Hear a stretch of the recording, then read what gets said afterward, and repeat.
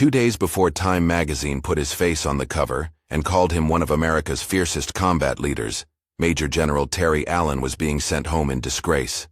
On August 7, 1943, Omar Bradley relieved him of command. On August 9, 1943, the newsstand sold a different story, a heroic portrait, a public celebration. The contrast is a small, shocking lens through which the larger drama of World War II leadership is revealed. A war in which tactical brilliance and institutional order sometimes collided so violently that men were rewarded by the press and punished by their superiors, all within the space of 48 hours. This is a story about that collision. It's about a stubborn commander who read war differently than his peers.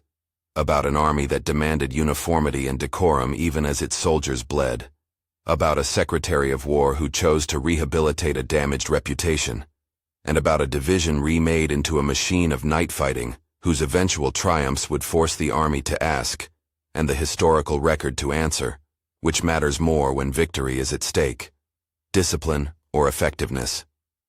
Terry Allen's life before World War II already marked him as an outsider. He struggled with dyslexia in an era that had little patience for learning differences. He failed out of West Point twice. Those failures, rather than softening him, hardened him into a man shaped more by the crucible of combat than by academy drill.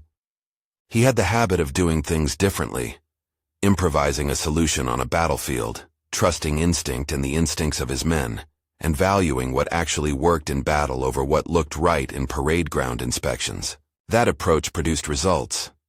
Allen's early combat record in North Africa is the crucial proof point. At El Gueter and other hard-fought actions, his troops, used to his unorthodox methods, learned to use darkness as a tool, not merely a hindrance. Where others saw night as a complication to be managed, Allen trained his men to make night into an operational advantage. He did not trust that good plans alone would win the day. He trusted preparation tailored to the conditions the men would face, and he demanded that preparation be relentless. The training regimen he imposed when he had the chance was almost brutal in its intensity. Soldiers under Allen's command reported night training that consumed 30 to 35 hours a week, a constant insistence on navigation by stars, silent movement in flooded fields, coordination of platoons by limited light and sound, and a grueling habit of fighting and moving in darkness until it became second nature. He turned bivouac time into practice time. He made night marches, night reconnaissance, night attacks the default, not the exception. The logic was simple. If you can make your men as comfortable in darkness as in daylight, you can attack when the enemy expects you least. You can shape the battlefield by choosing the hour the enemy fears most. Those methods worked. When the men Allen commanded assaulted under the cover of night, when they moved through marsh and shadow while their adversaries waited for dawn, the results were disproportionate. German units trained to meet daylight assaults found themselves on the back foot. Allen's men exploited surprise and confusion. They exploited terrain and weather, and they exploited the very assumptions of conventional commanders who still thought the decisive fight would come in daylight formations and orderly maneuvers. In North Africa and later in Sicily, Allen's approach yielded clear tactical successes, but success in the field did not inoculate him from the Army's demand for discipline. Omar Bradley, by contrast, represented the Army's institutional instinct.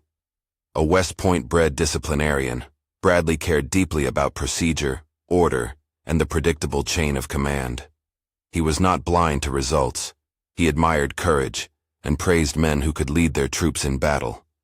But he believed that an army's long-term effectiveness depended on its cohesion and the respect for codes of conduct that bound officer and enlisted alike. Where Allen prioritized improvisation and battlefield effectiveness, Bradley prioritized standards and uniform observance. Those were not mere personality differences. They were competing philosophies about how modern warfare should be organized and led.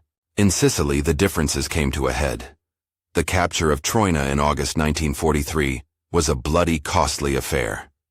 Allen's men had fought hard and effectively. The victory was tactically significant. But when Bradley inspected the division, he saw things that alarmed him: laxity in ceremony and dress, evidence of looting and rough behavior that seemed to him incompatible with the Army's standards. Bradley's decision to relieve Allen on August 7 was publicized as a move to restore order and discipline, a decision based on what he saw as essential to the health of the force. The timing compounded the drama. As Allen sailed away, the press moved in a different rhythm. 2 days later, Time magazine published a cover that framed Allen as the epitome of frontline courage.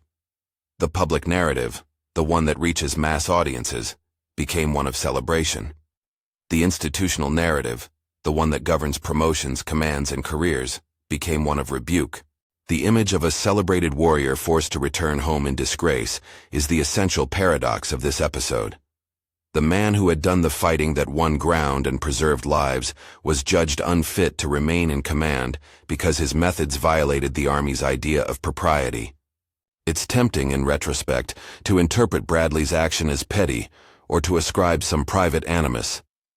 But the more defensible reading, grounded in how the Army functioned and what Bradley himself emphasized, is structural. Bradley believed that unchecked indiscipline and a culture that condoned looting or rough treatment would degrade the fighting force over time. It's not that Bradley did not respect Allen's combat gifts. He did. But he thought that the Army could not afford a commander whose example undermined the standards that held a diverse, rapidly expanding force together. This is an interpretation historians often return to, not a simple case of personal spite, but a policy decision made in the name of long-term cohesion. Public reaction was immediate and loud. General George S. Patton was angry. Patton's criticism of Bradley's decision echoed the sentiments of many combat leaders who valued audacity and aggressiveness. Eisenhower, operating at the highest level of alliance command, sided with Bradley. The decision, official and final, seemed to confirm that the military's priorities were firmly set. Put discipline first, even if it meant sidelining a gifted combat leader. But George C. Marshall, the Army's chief architect of personnel and promotion, saw a different problem. Marshall's role in this story is essential to understanding how institutional logic can change from within. On October 15, 1943, Marshall intervened. He saw in Allen not a liability to be discarded, but an asset to be salvaged, if used in the right way. History suggests Marshall believed that Allen's record of effectiveness could be harnessed again, but only if Allen was given a unit where his methods could be applied with deliberate oversight and where his temperament would be rechanneled into a fresh command. The result was the creation, or rather the rehabilitation, of the 104th Infantry Division, the unit that would later be known as the Timberwolves. Assigned to build the 104th, Allen found a blank slate and a mandate: mold raw recruits into soldiers who could fight with the same ferocity he had demanded before, but within a structure Marshall could tolerate. The training at Camp Adair was intense and uncompromising. The new division adopted a nickname and a spirit: the Timberwolves. Their motto, "Nothing in hell must stop the Timberwolves," captured Allen's combination of ruthlessness toward obstacles and absolute insistence on operational effectiveness. But the training this time was even more calculated. Marshall and the Army needed a division that could take the kinds of risks Allen favored, while still being accountable and effective on a larger strategic scale. Allen did not abandon his doctrine, he refined it. Night training became doctrine in the literal sense for the 104th. The division rehearsed night attacks, night navigation, and small unit aggression until those actions were reflexive. Soldiers learned to cross flooded fields at night, to move silently between hedgerows, to breach defenses under cover of darkness, and to rely on limited light and careful coordination to maintain momentum. The intensity matched past practices. 30 to 35 hours a week of night drills remained a touchstone, but the training now was organized within an accountability structure. The Timberwolves were being reshaped into the Army's premier night fighting formation. When the 104th arrived in Europe, it carried a reputation that mixed skepticism with curiosity. Could the tactics Allen preached at Camp Adair translate into victories against the Wehrmacht on German soil? The answer came in a series of operations that cemented the division's legacy. In the Netherlands and across the Roer River, the 104th conducted night assaults that confounded German defenses. In the breach of the Siegfried Line, and in operations leading to and around Cologne, they specialized in the kind of close, intense combat that favored units trained to move and fight in low-visibility conditions. The division's ability to seize and hold ground under the cover of darkness made it a dangerous and unpredictable opponent. One of the defining features of these operations was an emphasis on initiative at small unit levels. Platoon leaders and squad leaders were trained to make quick decisions under duress, to exploit fleeting opportunities, and to keep momentum even when communications were disrupted. This decentralized aggression is precisely what a doctrine of night fighting requires. You cannot micromanage a night assault and expect it to succeed. You must grant trusting subordinates the authority to act. That trust, built through training and the example of leadership, was one of Allen's central contributions to the 104th's effectiveness. The price of this effectiveness was heavy. By the time the fighting reached its most intense phases and the 104th pressed into Germany in late 1944 and early 1945, the division had suffered approximately 5,000 casualties, including over 1,000 killed in action. Those figures are not abstractions. They are letters home, graves, and families altered forever. They are enlistment records that stop abruptly, and records of promotions never received. The question the Army confronted, and that each soldier and officer lived with, was whether the strategic gains and the decisive victories achieved under this doctrine justified these human costs. For Marshall, evidently the answer, however painful, was affirmative. For many in the unit, the justification was simpler. They had to win the fights in front of them. The climactic moral moment of the 104th campaign was not a mountain ridge or a river crossing, but a concentration camp, Nordhausen. On April 11, 1945, Timberwolves encountered the industrialized form of human atrocity that marked the final, bitter chapter of the European War. They found survivors who had been worked and starved nearly to death, and they encountered scenes of such calculated cruelty that the men who had learned to measure the worth of tactical gains now confronted a different metric altogether. The division took responsibility for evacuating survivors, providing medical care, and burying the dead. Orders were issued to take immediate action, care for the living, document the scene, and treat the dead with the dignity they had been denied. Accounts of Nordhausen are sober and restrained in military records, and that is how they should be treated here. The Timberwolves did not simply march through and keep fighting. They stopped to respond to an emergency that transcended the normal orders of combat. The tasks of digging graves, transporting the injured, and testifying to what had occurred consumed the men as much as the fighting had. The division's experience at Nordhausen became part of its moral legacy. A unit forged in the dark had finally been called upon to reckon with the worst extremes of human behavior in full daylight. Less than 3 weeks later, on April 26, 1945, elements of the 104th linked up with Soviet forces. That link-up had symbolic as well as tactical importance. It marked the closing of a line across which two powerful armies converged on a defeated Germany. It also marked the culmination of the Timberwolves' transformation. A division that began as a rehabilitation project under a controversial leader had validated its methods in a campaign that ended with liberation, link-up, and a standing record of battlefield effectiveness. In the aftermath, the statistical record speaks plainly. The 104th's casualty count, roughly $5,000, and the division's string of successful night operations are facts of record. They support an interpretive conclusion that Marshall's gamble worked. By assigning Allen to rebuild a new division and by allowing a higher tolerance for non-standard methods within the framework he oversaw, Marshall took a risk that paid off in operational terms. That is not to say the decision was morally simple. The casualties, the suffering at Nordhausen, and the very real controversies over what military institutions should prioritize make the conclusion complicated. What, then, was the true shock behind Bradley's decision to fire America's top night fighter? It was not the idea that a commander could be relieved for discipline problems. Armies have always relieved commanders for that reason. The shock lies in the timing and in the deep contradiction between public acclaim and institutional repudiation. It is the shock of seeing the press declare a man a hero, even as the Army removes him from command. It is the shock of watching an institution pick hygiene over audacity, order over certain forms of effectiveness, and of seeing that decision challenged by results on the battlefield. This episode forces a central question about military leadership that echoes beyond WW2. When does the institutional need for order outweigh the value of unconventional success? Bradley and Marshall answered that question differently. Bradley sided with discipline and the maintenance of a standard that would enable a sprawling army to operate together. Marshall, while not dismissing discipline, evidently believed that the Army's broader strategic needs sometimes required tolerating unorthodox methods, provided they could be brought under controllable command parameters and leveraged where they would produce decisive results. Historians and military scholars debate which approach is the wiser one. Some argue that an army that tolerates too much indiscipline will fracture, losing the capacity to coordinate over large theaters. Others point to the pragmatic evidence.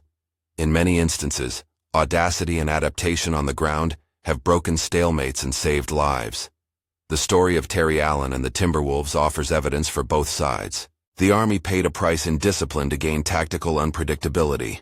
It paid a price in lives to gain territory and to liberate victims of atrocity. The complexity of that ledger resists any neatly moralistic conclusion. Ultimately, the man at the center of the paradox was vindicated in the most practical sense. His methods worked. The Timberwolves' record in Europe, the string of night assaults, the breach of entrenched defenses, and the liberation of camps, forced a re-evaluation of Allen's earlier dismissal. George Marshall's decision to give him another chance, and to do so in a way that would institutionalize his methods in a new unit, stands as an institutional act of redemption.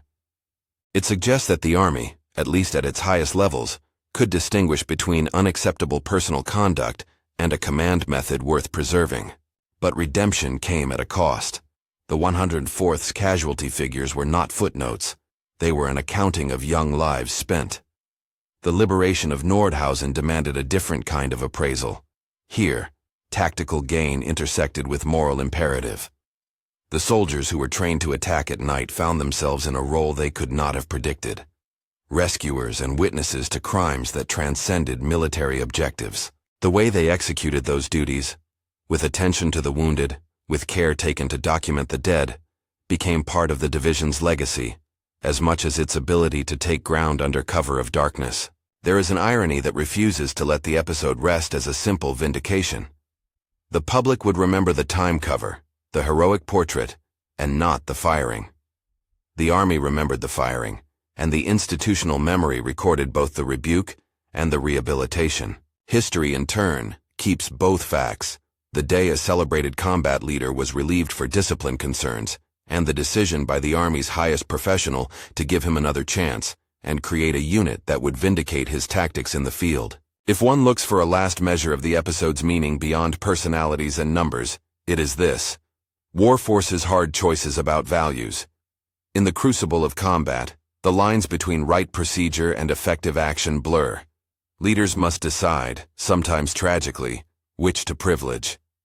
Terry Allen's story shows that those decisions carry enormous consequences, for strategy, for unit cohesion, and for the men whose lives are expended in the process.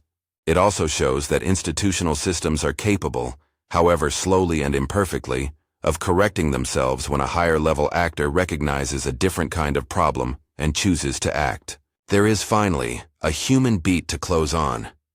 The Timberwolves' record is a roll call of sacrifice.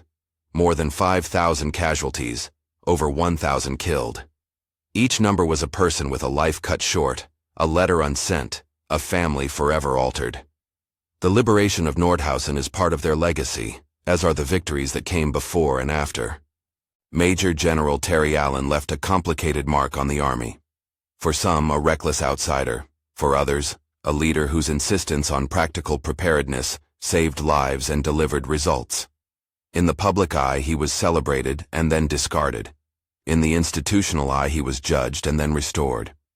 In the historical eye, he is both, a figure whose contradictions illuminate the difficult calculus of leadership under fire. If you want deeper episodes about the officers, units, and tactical evolutions that shaped World War II, check the linked playlist and explore the sources in the description. For those sources, you'll find maps, unit histories, and primary documents that trace the dates and figures discussed here. The surprising truth, then, is not that Bradley relieved Allen. That is a fact of military administration. The real shock is the narrow margin between public heroism and institutional censure, the sight of a frontline commander celebrated by the press 2 days after his superiors sent him home.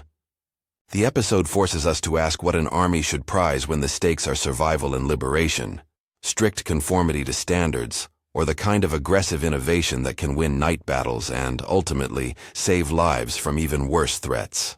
History's verdict is not a simple one. The Timberwolves' successes validate the tactical side of Allen's approach. Bradley's insistence on order reflects an enduring truth about institutions. Discipline sustains armies. Marshall's intervention suggests another truth. Institutions that refuse to adapt risk throwing away talent that, properly managed, can change the course of a campaign. The last image that remains is not a magazine cover or a relief order. It is a field of men moving silently through darkness, trained to strike where the enemy believes himself safest, and later standing at the gates of an atrocity they had to confront, with all the moral clarity and sorrow that the moment demanded. That duality, of darkness turned into advantage, and of daylight revealing horror, is the final complicated lesson of Terry Allen's story.